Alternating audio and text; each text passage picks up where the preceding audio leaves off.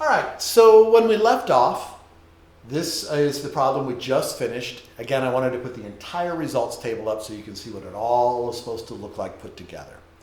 And what we determined is with an F of 227 and an F ratio of 7.00, our decision was to reject the null hypothesis. So what does that mean? It means that the alternate hypothesis is probably our correct choice. Well, what does the alternate hypothesis really say? All it says is that at least one treated population mean will be different from another treated population mean. In other words, at least one of these three groups is different from another. But what don't we know? We have no idea which groups are different from which groups. There could just be one group that's different from the other two, which could be any one of them. It could be two of the groups that are different from the other. They could all be different from each other. So we don't know where the differences are, only that differences exist. So that takes us to kind of almost a fifth step, if you will, in what's called a post hoc test.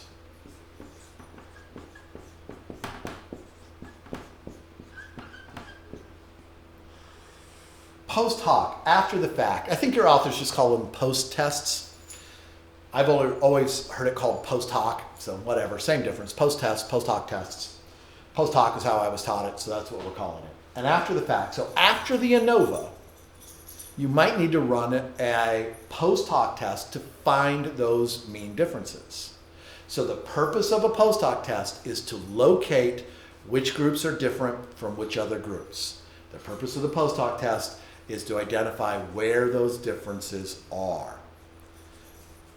Now, there are many different kinds of post hoc tests, different brands, if you will, and a researcher can pick. Our text only teaches us how to do two. It teaches a test called Chp's test, and it teaches a test called Tukey's. Of those two, the only one we're going to do is Tukey's.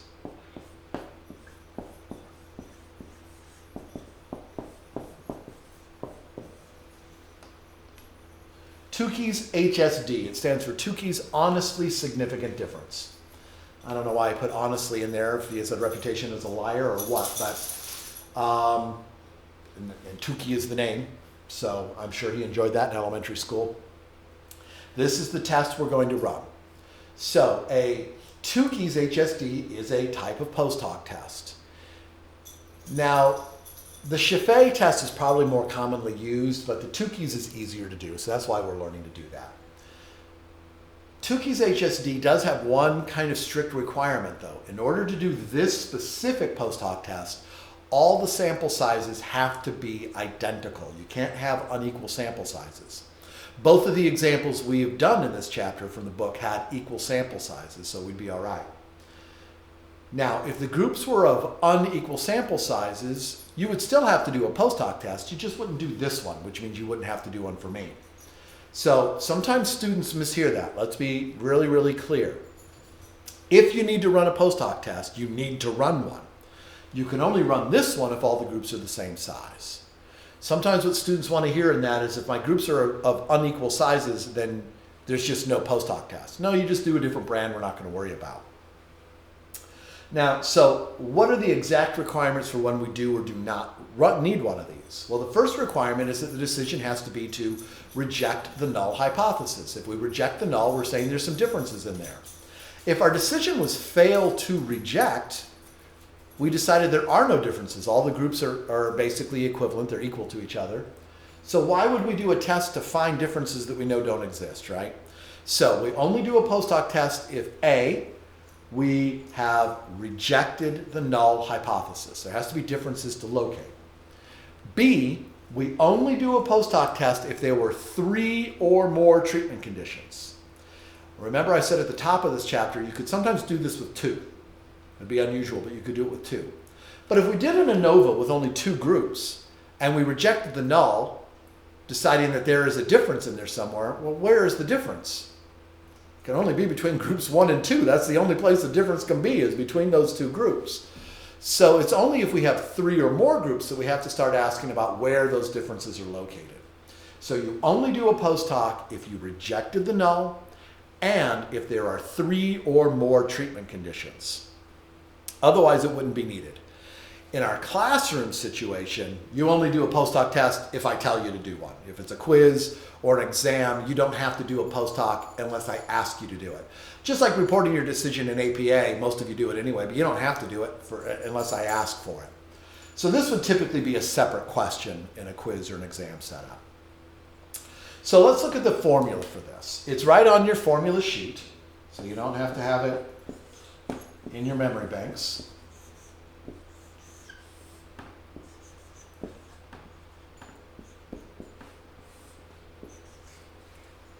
So our HSD, our honestly significant difference, equals Q, which is something we don't know what it is quite yet, but we'll get to that in just a second, times the square root of our mean squares within treatments, so our error variance, divided by the sample size. So we can see now why for Tukey's they all have to be the same size sample, because this would have to be the same number for all of them.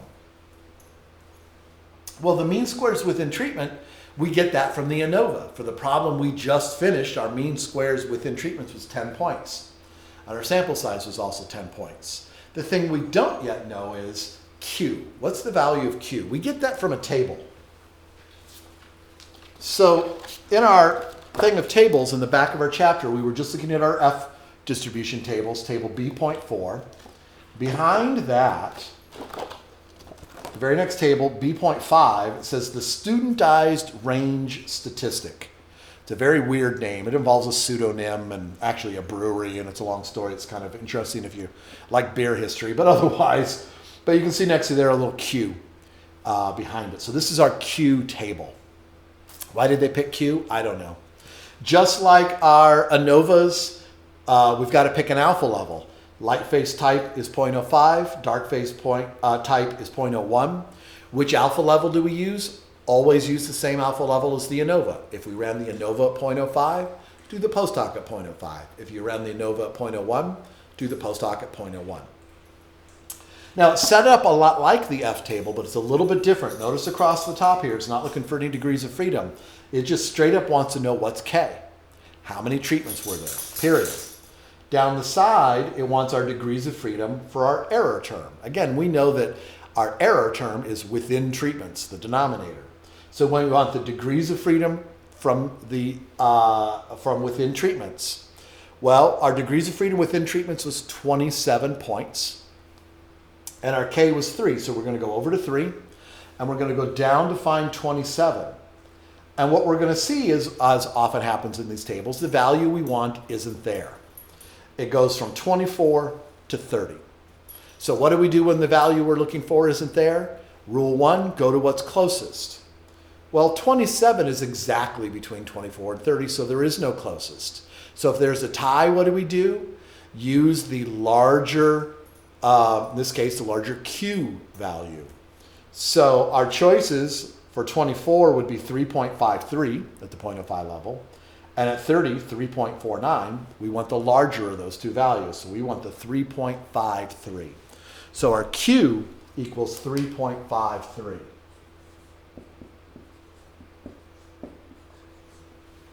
So now all we have to do is plug into this equation all of our parts. So Q is 3.53. Our mean squares within treatments was 10 points. I don't know why I made that so long. Our number of scores in each treatment condition was the same, was 10. So now you run your math. You find that 10 divided by 10 equals 1. The square root of 1 is 1. 1 times 3.53 turns out to be 3.53.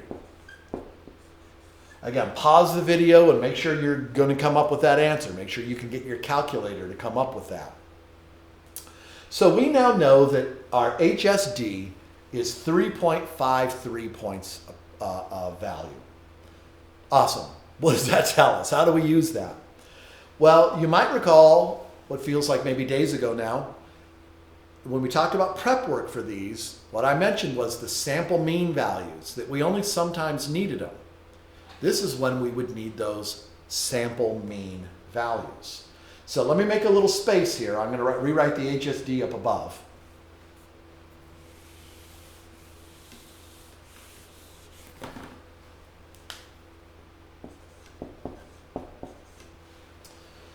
So what this number tells us is how far apart do the sample means need to be significantly different from each other. So sample mean 1 compared to sample mean 2 needs to be at least 3.53 points apart or more.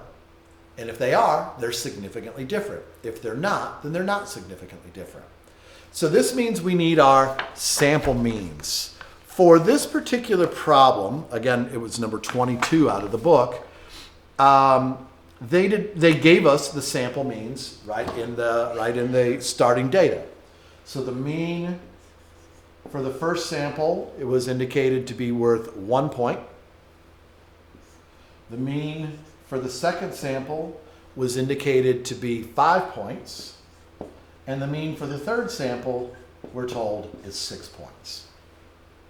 So now the key here is to be very methodical and make every possible comparison. So we need to make, there's 3 groups here, there's 3 comparisons that will need to be made. You've got to be very careful. If I gave you 4 groups, you would have 1, 2, 3, 4, 5, 6 comparisons to make all the possible comparisons. So we want to compare group 1 to group 2.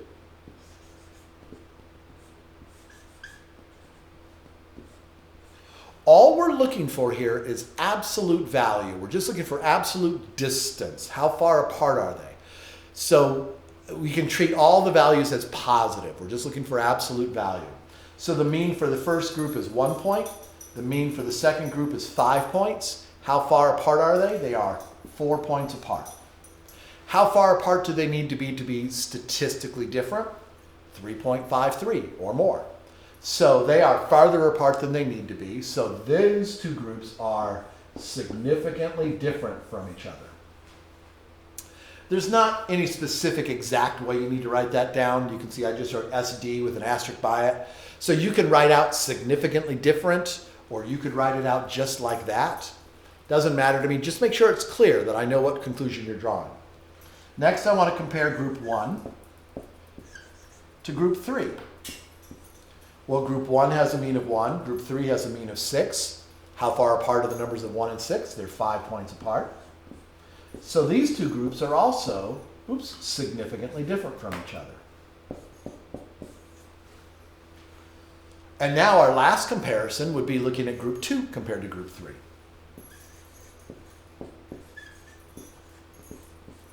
Group 2 has a mean of 5. Group 3 has a mean of 6, so they're only 1 point apart. They need to be at least 3.53. That's not enough. So these 2 groups are not significantly different from each other. So for this specific problem, there were 2 differences. Group 1 is significantly different than 2, and group 1 is also significantly different than group 3. But groups 2 and 3 are basically the same. They didn't perform differently from each other, not at a statistically significant level. So that would be all there would be to this Tukey's HSD. We did the calculation, we looked up Q, we got our HSD, and then we applied each comparison to decide exactly where are those differences located. So again, it's really just about being methodical and making sure you're making every comparison you need to make. Note that if your decision was reject the null hypothesis, and therefore you were doing this, if you went through this math and found no significant difference, no significant difference, and no significant difference, something's wrong. Because you rejected the null, which means there is a significant difference somewhere.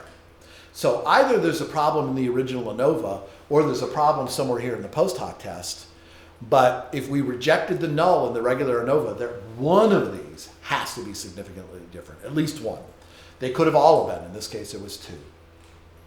So make sure you practice this when you're practicing your ANOVAs. If there's 3 or more groups, and if you reject it, go ahead and just do a post hoc anyway, just to make sure you know how to do it. Again, you don't want to be doing this on a timed crunch on an exam and only just now trying to figure out how to do it, right? You want it to just flow right out of your brain. Oh, Lordy, that was a lot of stuff, right? That is everything we need for single factor, independent measures, analysis of variance, chapter 12, in the can. All right, everybody, keep practicing, keep your chins up. I hope you're all taking good care of yourselves and each other, your families, and the rest of the world. And we will see you for a lab quiz video for this chapter, and then Next on deck is Chapter 13, our repeated measures ANOVA. All right, see you then.